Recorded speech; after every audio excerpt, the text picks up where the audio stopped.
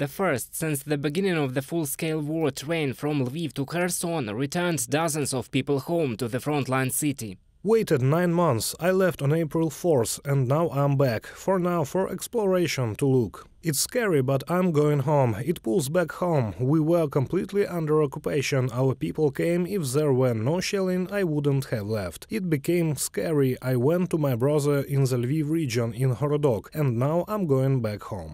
I really want to go home, missed loved ones. Are you planning to travel further? We don't plan anything, you know, such a time that you do not plan beyond 1 day. At the same time, people are lining up in the hall of the railway station. These are those wishing to leave Kherson. Their number is much greater. For a long time I hesitated whether to go or not, but the nerves are already giving out, therefore. To be honest, it's impossible to be here anymore. I hope it's not for long, of course, but we have to leave and relax. Heavy shelling now in the city? Strong enough, not like before, 24 hours to 7 days, that's all, something like this.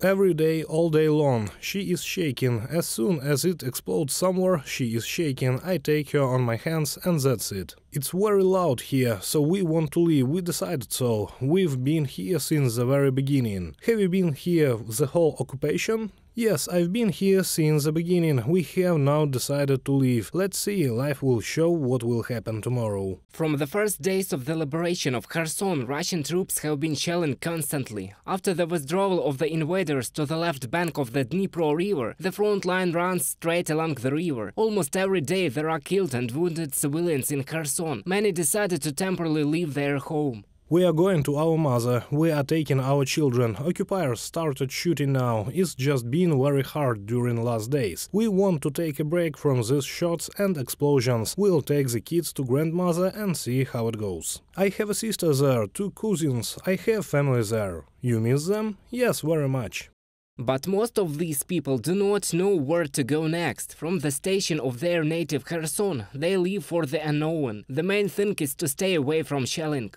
I live outside Kherson, 20 kilometers from Kherson, in the village of Volotenske. There are big fights going on. The situation is such that I went to another village. I had to leave from there. I am leaving Tomna Balka because the situation is very tense.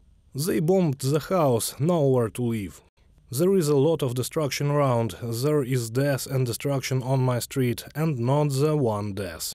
I want to return, I'm waiting for them to be driven away. I have a summer house there on the left bank, it's not clear what is there now. A friend's house was completely bombed, she was crying, something like this. We hope we drive them away. Of course, we don't want to leave, we are leaving for a while, we want to return. Before boarding the train, people are checked in by volunteers. Tickets for the evacuation route are not provided. Then the military and police check the documents of those leaving. Afterwards, Kherson residents are given humanitarian kits. Children also get a box with toys.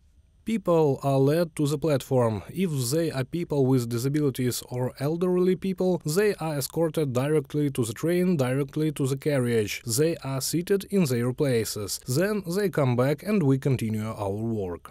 Every day about 40 people leave Kherson by train. These are residents of both the regional center and villages that are near the front line. The authorities tirelessly urge people to temporarily go away from the shelling by Russian troops. To take people away from Kherson, we have evacuation carriages in the train that leaves every day. Moreover, you can evacuate by bus. It's absolutely free. We also accompany people by passing on this information. We have chats with the ministry, with the leadership of the administrations of other regions, where they meet and resettle these people.